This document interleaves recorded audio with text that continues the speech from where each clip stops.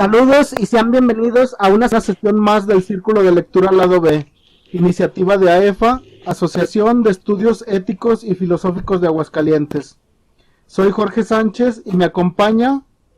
¿Qué tal? Buenas tardes, soy Pavel Zavala, también miembro de la AEFA. Un saludo. Y bueno, para quienes nos escuchan por primera vez, Lado B es un espacio de reunión en el que proponemos una lectura y la comentamos el primer sábado de cada mes.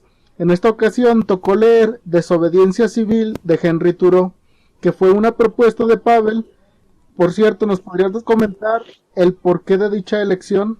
Bueno, creo que me llamó siempre mucho la atención el título de Desobediencia Civil, porque se ha utilizado esta idea de la desobediencia civil para justificar o legitimar hasta cierto punto, por así decirlo, movimientos sociales, protestas sociales, como por ejemplo las protestas de Martin Luther King en los años 60 y 70 para que los ciudadanos de piel negra fueran reconocidos como plenos ciudadanos y no como ciudadanos de segunda en Estados Unidos, o incluso ya más en la actualidad, ¿no? Estas protestas de llamar a no pagar impuestos o de anular el voto, por ejemplo, son formas de desobediencia civil. Sin embargo, con muchos conceptos políticos y sociales, de pronto parece que se utiliza para cualquier tipo de cosa y me llamó la atención este texto precisamente porque es el texto que inspira estos otros movimientos sociales, que inspira estas formas de protesta no violenta. Así que me pareció buena idea que revisáramos en el círculo de lectura pues este realmente es breve ensayo sobre la desobediencia civil propuesto, escrito mejor dicho, por Henry David. Ahí lo tienen. Sin duda es un texto que generará preguntas en torno a los problemas sociales actuales, algo que esperamos continuar en próximas lecturas. Antes de comenzar, Pavel nos trae algunos datos biográficos de Henry Thoreau para entender el contexto que lo llevó a escribir el ensayo que hoy nos ocupa. Bueno, pues Henry David Thoreau nació en Estados Unidos, en Massachusetts, en Concord, en 1817 y murió en 1862. Vivió alrededor de 45 años aproximadamente y es considerado uno de los padres de la literatura norteamericana. Sobra decir que a Henry David Thoreau le tocó vivir el proceso de expansión de Estados Unidos, es decir, cuando la frontera oeste se fue ampliando, se fueron conquistando nuevos territorios, que es donde proviene después toda esta idea del viejo oeste y vaqueros contra indios, ¿no? Y también le tocó vivir la guerra de secesión en Estados Unidos, esta guerra que enfrentó a los esclavistas contra los no esclavistas, al sur contra el norte, y de la que en Estados Unidos todavía se siguen viviendo reminiscencias de ese conflicto, ¿no? Entre quienes niegan los derechos a los migrantes y quienes quieren expulsarlos, que argumentan muchas veces el mismo tipo de razones que se utilizaron durante esta guerra para negar la libertad a los esclavos negros.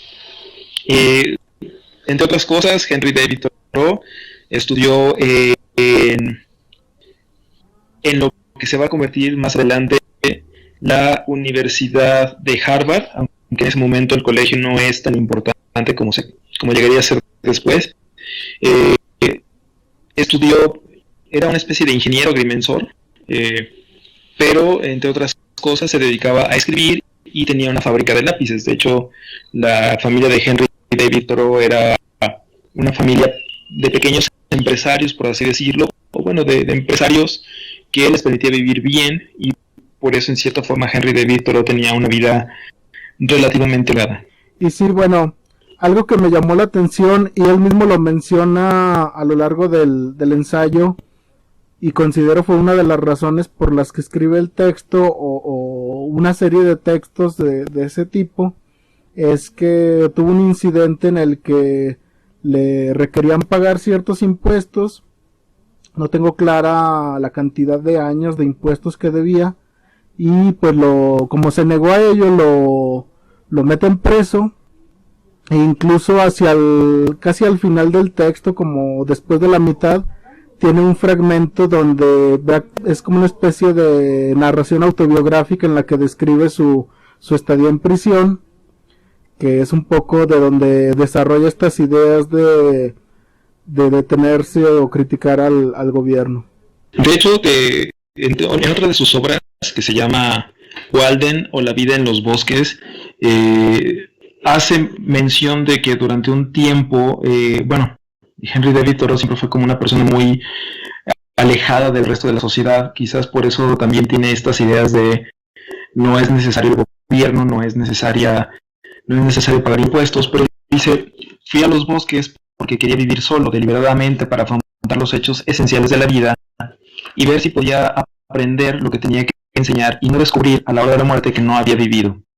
No quería vivir lo que no era vida, ni quería practicar la renuncia, a menos que fuese necesario. Quería vivir profundamente y extraer toda la médula a la vida, vivir de una forma tan intensa y espartana que pudiese prescindir de todo lo que no era vida. Henry David Thoreau es, por su misma formación de agrimensor, un naturalista, y se nota como esta idea del muy al estilo de Jean-Jacques Rousseau, de que hay que volver a la naturaleza. La vida en sociedad, la civilización es la que corrompe al hombre. En cambio, si volvemos a la naturaleza, volveremos a la virtud. Una idea muy rusoniana, pero también una idea muy, podríamos decir, cínica, ¿no? Al estilo de los cínicos griegos, de hay que vivir de acuerdo a la naturaleza para poder ser virtuosos. Bueno, también nos habla de una época en la que todavía te podías ir a vivir al campo y sobrevivir de lo que extrajeras de la tierra.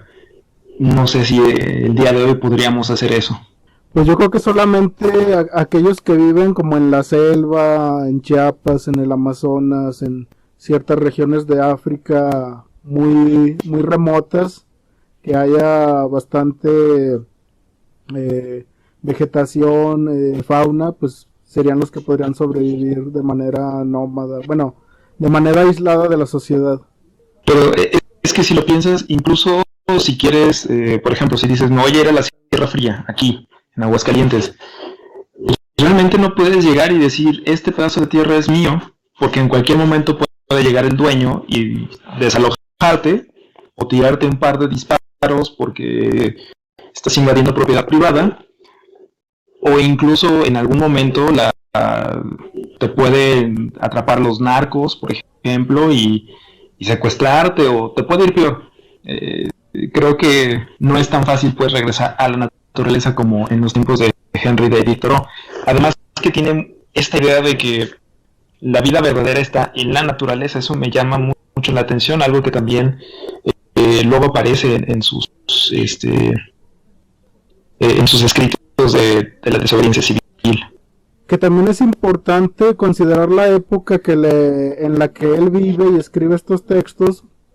Si bien él estaba en el estado de Massachusetts, en el condado Concord, pues era la época de la exploración en el oeste, lo que conocemos ahorita como el viejo oeste, que pues aquellos pioneros que llegaban y iban conquistando esas tierras. Recuerdo una película, ahorita no ubico el título, pero era con Tom Cruise y Nicole Kidman en la época cuando eran pareja, y que de vivir, no sé si vivían o en Nueva York o venían desde Europa, que hacían como en Holanda, ¿no? Sí, que llegaban al oeste y que como estaban colonizando en esa época, o sí, pues repartiéndose los territorios, que hacían como concursos o no sé, de que la gente salía de, como que era una especie de carrera, y pues iban como que donde querían su territorio ponían su bandera y pues ya se adueñaban de esa tierra y hacían su granja, su parcela. Entonces me imagino que un poco fue eso en esa época, que claro, hubo despojo de las tierras de los indios como desde que llegó Colón a América, pero pues ya si estuviéramos hablando de territorios desiertos o deshabitados, pues yo creo que era la manera en que lo iban poblando. Y aparte, pues como mencionas, también se daba de que si pues era el gobierno ahí no estaba muy consolidado en esos estados del oeste, pues podían llegar forasteros, cuatreros que que se adueñaban de la tierra o del ganado, mataban a los... El otro día estaba viendo una película de John Wayne que trataba precisamente de eso. Llegan unos forajidos a atacar una granja y terminan secuestrando al hijo de la familia para pedir rescate. Entonces era muy común en esa época. Actualmente pues se da esta situación con el narco, que llegan a ciertas comunidades y piden ya sea un cierto, le podemos decir, impuesto, o de plano se adueñan de la cosecha de los agricultores. Y eso me llevaría, Pavel, a ¿qué te parece si comentamos algunas frases del texto? Más o menos comenzamos siguiendo la cronología. Y la primera frase que se relaciona con esto que estamos comentando es: el mejor gobierno es el que gobierna menos.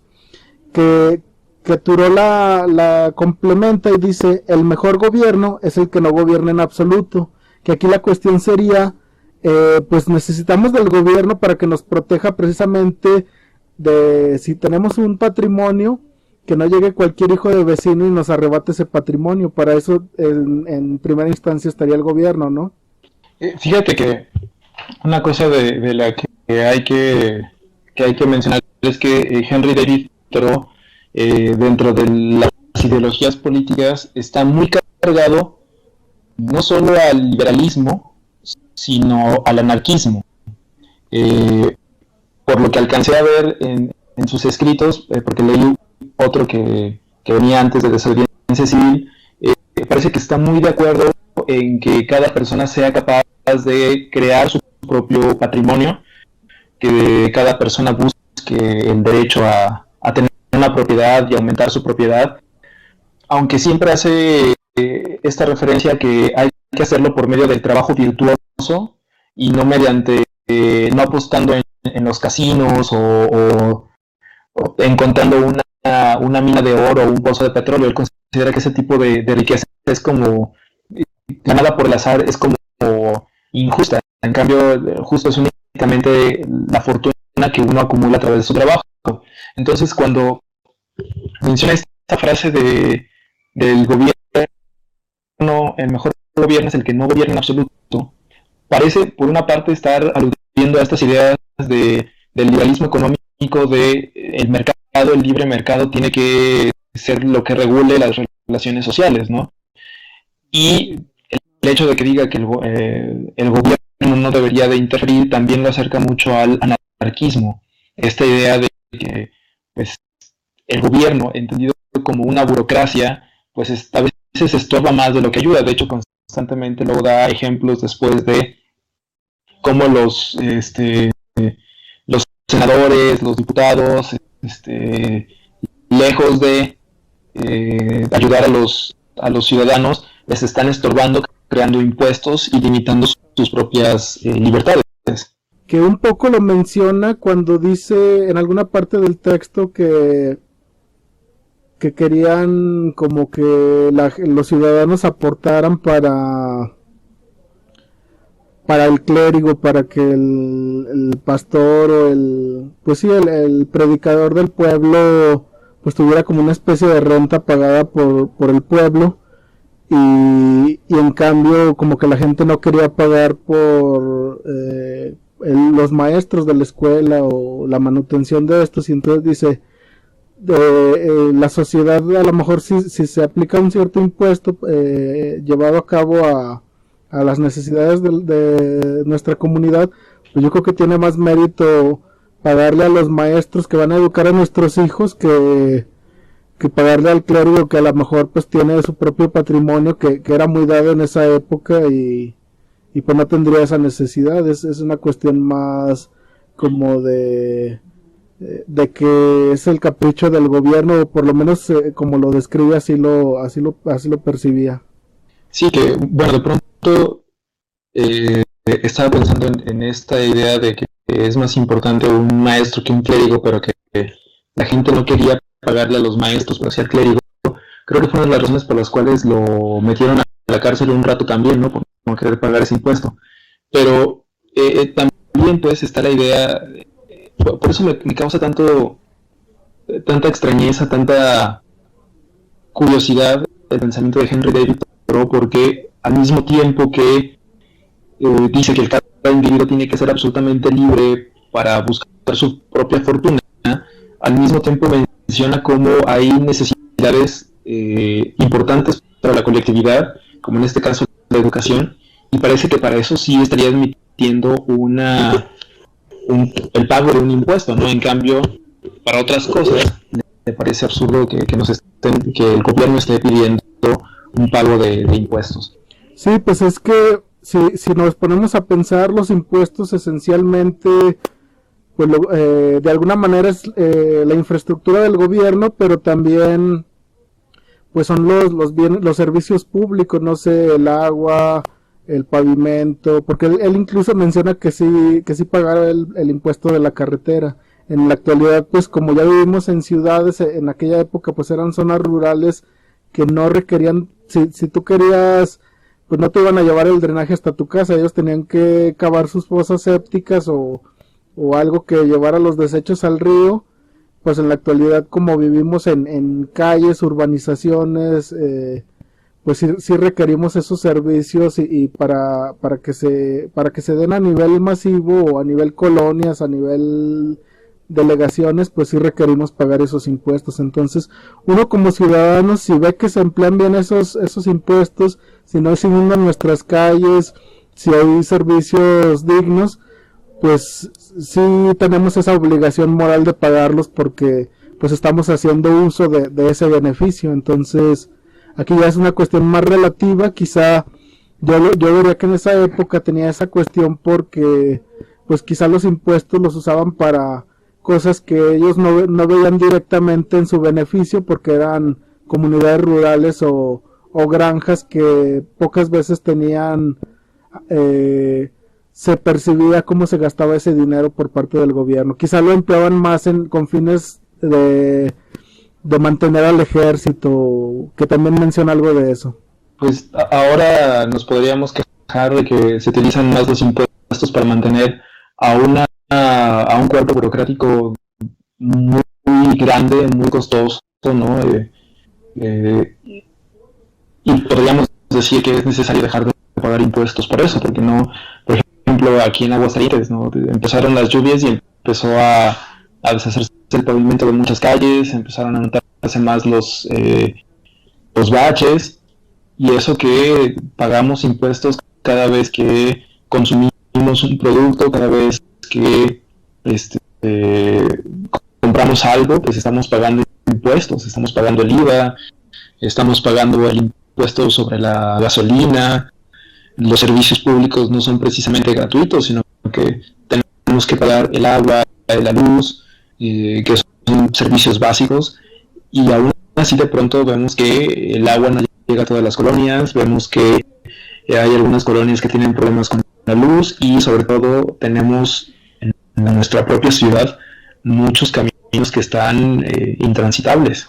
Y pues es precisamente esta cuestión de que pues tanto se dan los impuestos locales a nivel estado como pues un impuesto federal que no estoy seguro cómo se maneja, que como que se captan los impuestos, los capta la federación y luego ya los reparte a nivel estados. Entonces como que también es poner en claro eso. Yo me imagino que también hay ciertos impuestos que directamente administra cada estado o cada municipio, pero habrá otros que sí llegan a nivel federal y pues ya dependiendo de las necesidades de cada o cantidad de población de cada estado pues se reparten o no sé, pues uno medio escucha eso en los noticieros.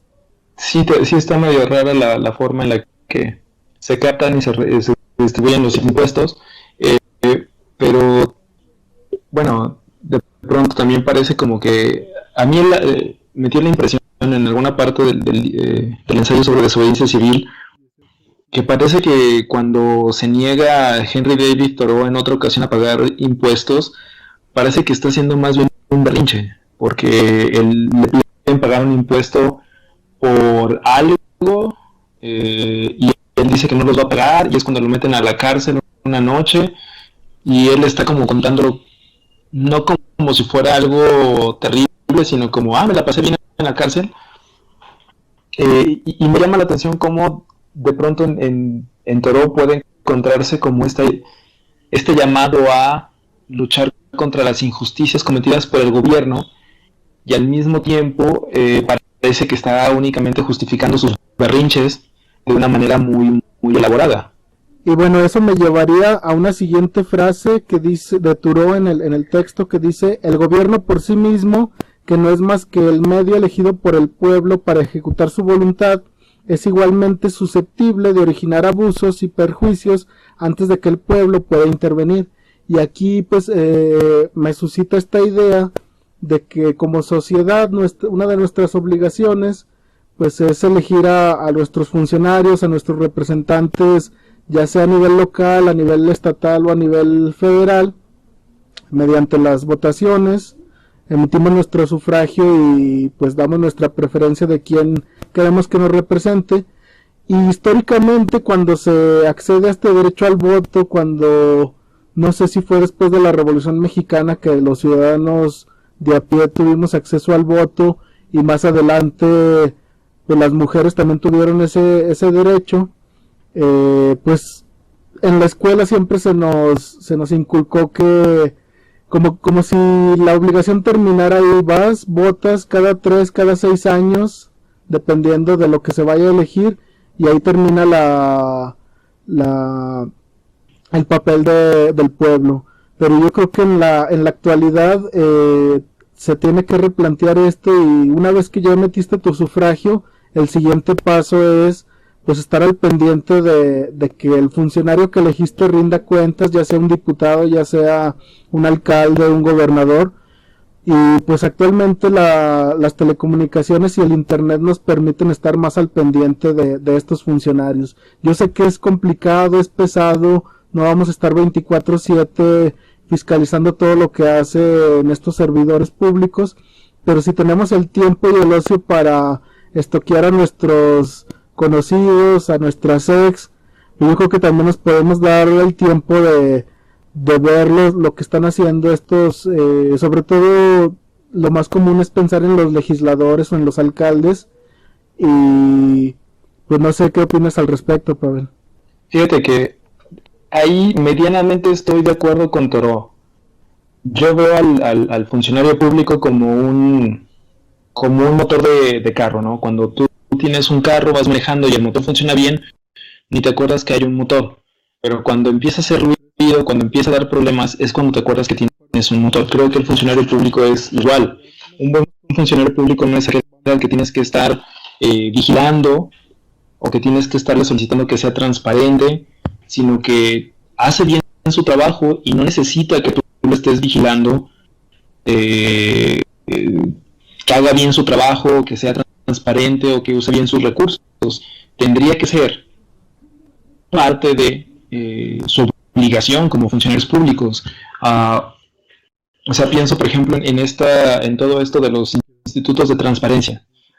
Dicen que somos un país más transparente por tener este tipo de institutos que están vigilando y que están luchando contra la corrupción, pero es que el hecho de que existan esos institutos significa que nuestros funcionarios no están siendo transparentes. No tendríamos que estarlos vigilando, ni tendríamos que estar pidiendo que rindieran cuentas. Ellos tendrían que rendirlas sin que nosotros lo pidiéramos, porque es parte de su trabajo. Entonces creo que sí, creo que más que tener que estar vigilando a los funcionarios públicos como si fueran niños chiquitos, tendría que quedar claro que la persona que hay que estar vigilando es un mal funcionario. Tendría que, de antemano, pues tendríamos que correrlo. Y dicho sea de paso, creo que deberíamos de dejar ya no darles tantas prerrogativas, ¿no? Que fueran un poquito como los senadores romanos, que en vez de estar recibiendo un estipendio por ser senadores o ser diputados, pues simplemente lo hicieran como parte de la obligación de ser ciudadano, a ver así cuántos quisieran dedicarse a la vida política. Y bueno, precisamente eso que mencionas me lleva a un siguiente punto, que es, pues por un lado ellos ya tienen ese compromiso al haberse presentado para ese cargo público, para competir por él en unas elecciones, y si tienen si llegan a ser elegidos por el pueblo, si llegan a ser favorecidos, pues como mencionas es su obligación cumplir esa parte.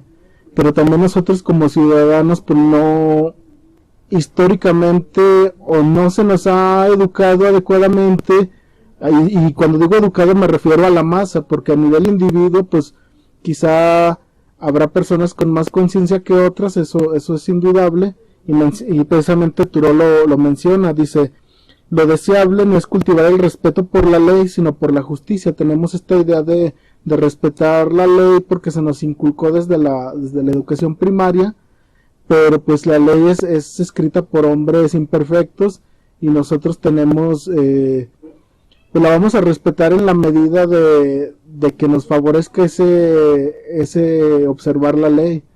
Yo personalmente al ir creciendo, al irme dando cuenta de cómo funciona este sistema, pues sigo respetando la ley, pero ya no como cuando era niño, que la veía hasta como este ideal de la justicia, esta dama ciega cargando la balanza como la representaron los griegos, pero pues veo ya la ley como algo que pues es bastante injusto en muchos aspectos. El simple hecho de que si no tienes el dinero para pagar un abogado que te represente en un proceso judicial, te quiero decir que la ley nada más es para el que tiene dinero, y eso ya es una gran injusticia. Entonces yo hago lo posible por estar observante de la ley, pero solo por el miedo al castigo. Si por mí fuera y no me vieran, pues ya sería otra cosa. Ahora, eso lo digo en ese contexto. Al tener un mayor desarrollo de conciencia, pues sé que lo ideal es aspirar a la justicia. Y otro aspecto que menciona Thoreau es una sociedad mercantil, pues no tiene conciencia, vivimos en una época, el llamado neoliberalismo, pues donde lo importante es rendir, ser capital humano que produce, que rinde el máximo para aprovechar esa ganancia que pues a lo mejor no se te paga bien por tu trabajo, pero lo malgastas en cosas que no necesitas. Pues es un proceso que nunca termina. Y en cambio, si fuéramos una sociedad formada por hombres con conciencia, lo cual nos llevaría a ser una sociedad con conciencia, que es lo que decía Thoreau, pues vamos a llevar a ese siguiente nivel en el que pues ya el funcionario público no la tendría tan fácil, y dice, pues la gente realmente se va a dar cuenta, ni siquiera escuchando los chismes de redes sociales, va a ser evidente que si no se cumple la voluntad del pueblo, pues el servidor no está haciendo lo que debe, y como dices, o se le despide o ya no se le reelige. Bueno, ahí nada más algo que también me salta de Thoreau es esta idea de justicia como algo independiente de la ley, como si fueran dos cosas diferentes, como la justicia, así al modo de Platón, ¿no? Como una idea universal flotando en el aire, y que la ley se esfuerza por cumplir o por reflejar. Creo que parte de esas concepciones de la idea de las concepciones de la época en la que vivía Thoreau, pues vería la justicia de esa manera. Creo, sin embargo, que la justicia es la que se construye a partir de las leyes. Las leyes van cambiando dependiendo de las necesidades de la sociedad, entonces es la sociedad la que va definiendo qué es lo justo y qué no. No como si fuera una esencia inmutable la justicia, sino como si fuera más bien un proyecto que vamos construyendo, y que las leyes intentan reflejar ese proyecto que tiene como sociedad de justicia, ¿no? No sé, de pronto hay cosas que sí de Thoreau que me saltan mucho, precisamente porque me parecen como muchos prejuicios de parte de él, que no aclara, simplemente suelta, y pues que tengan a bien entender los lectores, ¿no?, qué significó. Y bueno, es lo que se me hace interesante de este diálogo que estamos teniendo. Tú tienes una postura, por lo menos así me lo habías externado antes de que grabáramos esto, pues crítica al autor, que es algo positivo siempre, pues analizar las intenciones de lo que lo llevan a un pensador a escribir tales o cuales ideas. Y en este caso pues me enriquece tu postura, pero al mismo tiempo me llama la atención porque yo al hacer mi lectura de Thoreau, si bien sí percibo esas inconsistencias, no es que haga omisión de ellos, sino que pues yo de entrada ya con el tiempo que llevo pues adentrándome en la filosofía, lo poco que sé, pues yo ya me voy directo a aprovechar las ideas que considero puedo rescatar de su desobediencia civil y cómo se pueden aplicar en la actualidad. O sea, yo ya no tengo ese conflicto que ya académicamente pues sí es necesario analizarlo, pero ya al nivel de la praxis, pues yo ya en una lectura personal rescato lo que me sirve de Thoreau, no me complico tanto en su dilema de pagar o no pagar impuestos. Yo creo que lo importante aquí es más bien rescatar por qué desde que escribió el texto y cuando se le redescubrió en algún momento del siglo XX, ha inspirado a mucha gente a esto de la desobediencia civil. Y yo creo que la idea sería cerrar aquí esa reflexión, que nos dieras una última idea de cómo precisamente el texto sigue vigente en la actualidad, sigue inspirando a personas a enfrentarse a un gobierno en momentos en los que sus decisiones pueden parecer o resultar injustas para el pueblo. Lo más cercano que se me viene a nuestra época actual, y sin meternos ahorita en la propia casa, pues sería la situación de Colombia, que ante esta alza de impuestos el pueblo se sale a marchar con resultados nefastos por parte de este enfrentamiento con el ejército, con las fuerzas policíacas, pero que siguen al pie de lucha y pues son un ejemplo para el resto del mundo y ocasionalmente cada vez que ocurre algo así, pues hay países donde sus ciudadanos hacen estos levantamientos. Yo siento que son reclamos justos ante gobiernos que no toman, que no son conscientes de las reales necesidades de las personas que están administrando. Entonces, ¿cuál sería como tu conclusión para que los lectores o los escuchas, pues si no leyeron el texto al momento de estarnos escuchando, se queden con un interés por leer el ensayo?